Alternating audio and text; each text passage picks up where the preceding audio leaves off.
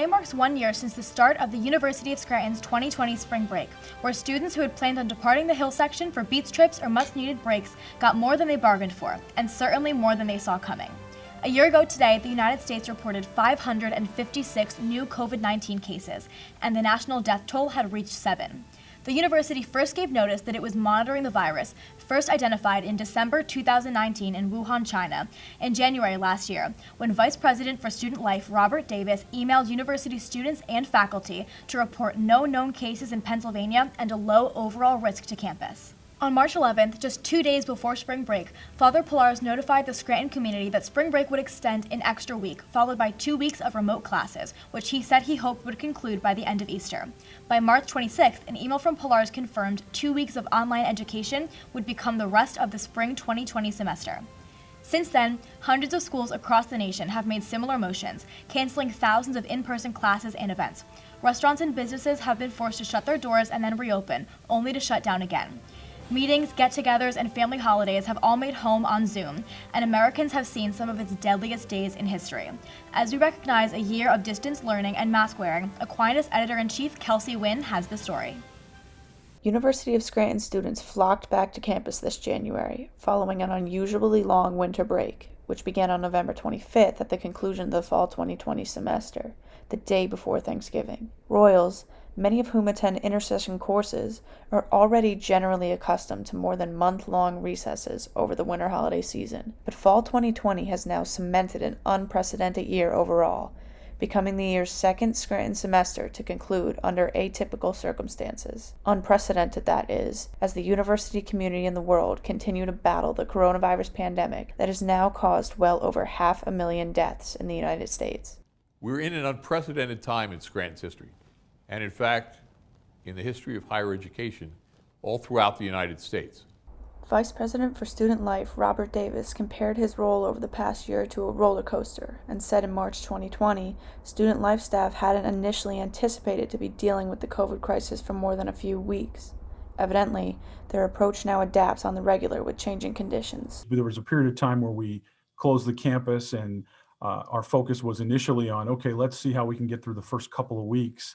And then we'll be back in kind of a normal circumstance. And then it became clear that that wasn't going to be the situation, and we needed to plan a little bit more for kind of a further delay to return to campus. By August, University President Father Scott Pilares welcomed the Scranton community back to campus and detailed safety precautions outlined in the newly instituted Royals Safe Together plan via a video message. We will begin, or at least we announced, and we'll begin soon, a pooled testing approach with more details forthcoming shortly. We also announced enforcement measures for every member of our campus community. These are important. The magnitude of the challenge that we face demands that we all abide by reasonable requirements that we have put forward in the plan, requirements that we need to stay safe. The Royals Safe Together plan, released July 15, 2020, is a continuously evolving document the university has kept in effect through this spring, laying out frameworks for social distancing, personal hygiene, disinfecting regimes, and COVID testing and response plans.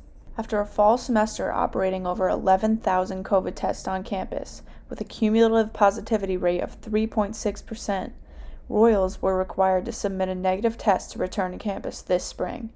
As of this week, that rate has fallen to 0.3%. For 2 semesters now, Royals have been randomly selected for surveillance COVID testing. Throughout the coming weeks, students and faculty serviced by CIC Health will order their own coronavirus tests and swab themselves here in the John Long Center on campus. Positive and negative tests are now made available to those tested at this site, no longer leaving Royals guessing whether they're in the clear.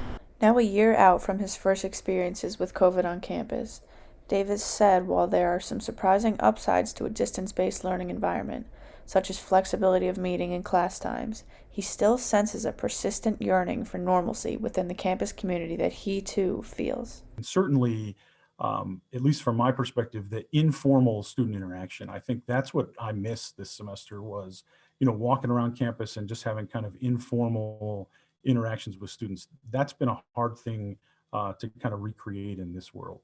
According to educationdata.org, After the University of Washington was the first major university to close its doors and open its online courses on March 7th last year, the University of Scranton joined the 98% of institutions that had moved the majority of in-person classes online last April, with over 40% of public schools and nearly 20% of private institutions remaining primarily online through the fall. University Director of News and Media Relations Stan Zygmunt said Scranton, however, has since maintained more than 50% of classes completely or partially in person throughout the fall and the current semester. Less than 10% of students and 10% of faculty are approved fully remote, some at their own request. This accomplishment, he said, is in part a testament to faculty resilience. This speaks well to the faculty and their commitment to teaching students, because faculty would have to be in a position to adapt their course material to go to a fully remote format if required because of the pandemic.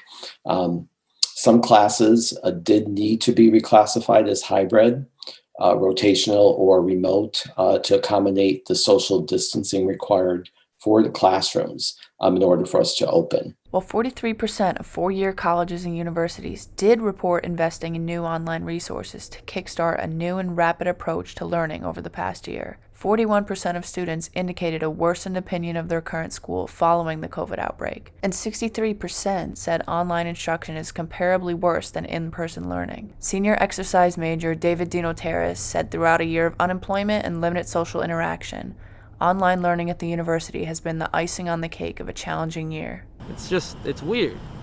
Without being in person, there's no sense of urgency with education. There's no sense of connection with my professors or my materials with completely online stuff. There's just this disconnect.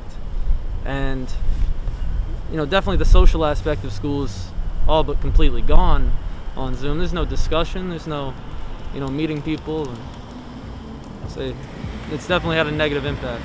Also a senior exercise science major, Tess Ungerleider, whose family traditions and friendship gatherings have been nearly completely halted during the pandemic, said distance learning has been more full of distractions than actual education. I think it's much easier to be in a classroom setting. You're allowed to be more focused, there's less distractions, you don't hear your roommates or your family in the next room. You also can ask the teacher more questions, whereas on a Zoom it's harder to interrupt and ask a particular question then and there. And I think it's also hard on the students to kind of get in that study mode since they're stuck in a room or stuck in a class or stuck in a library room to really sit down and study and focus for the upcoming exams or preparation. As of April 2nd, 88% of schools reported being concerned for the mental health of employees to education data, in addition to the 81% who expressed worries regarding ability to not only train but afford professors and faculties less familiar with online education environments. Zygmunt said, like many schools, businesses, and organizations across the world, the pandemic has affected the university's budget. Beginning last summer, continuing through the fall and into the spring, the university has had to make difficult decisions necessary to balance our budget.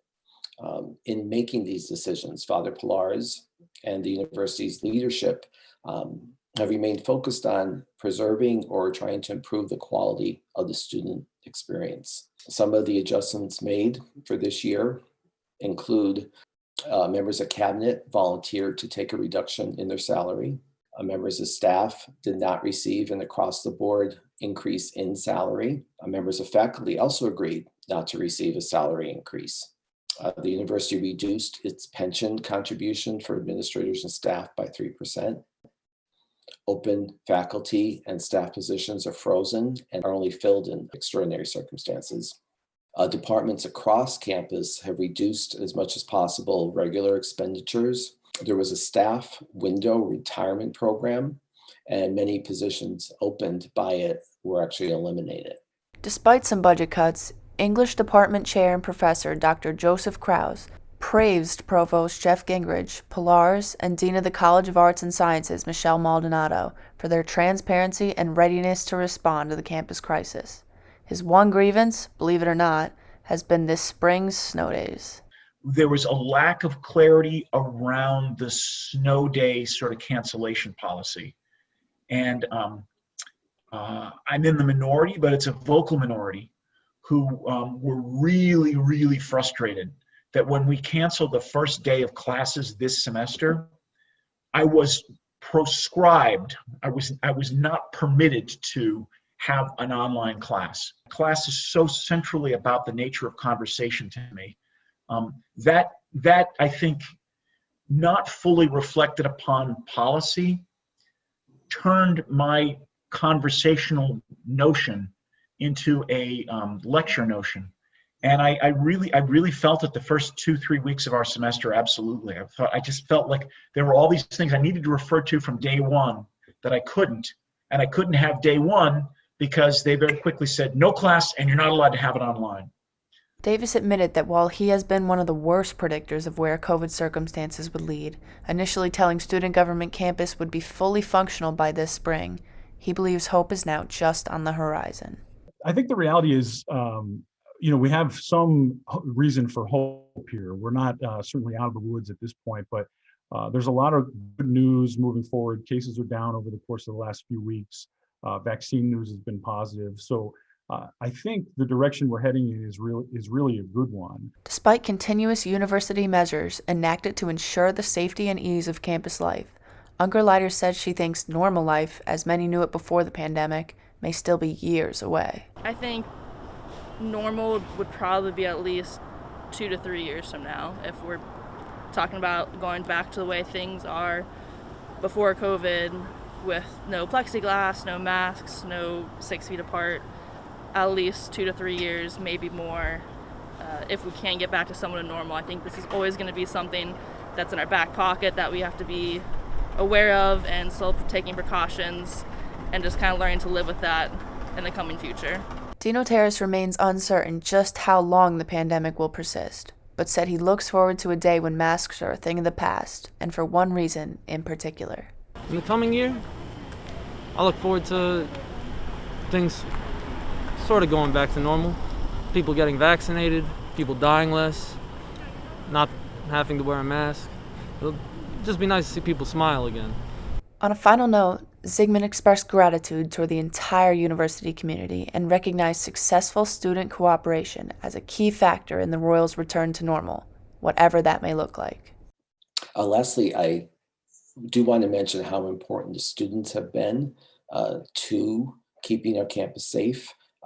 Our success is really conditioned on them following our health and safety measures. So the students have really cooperated and helped us keep the campus community safe and helped us to remain open during the pandemic.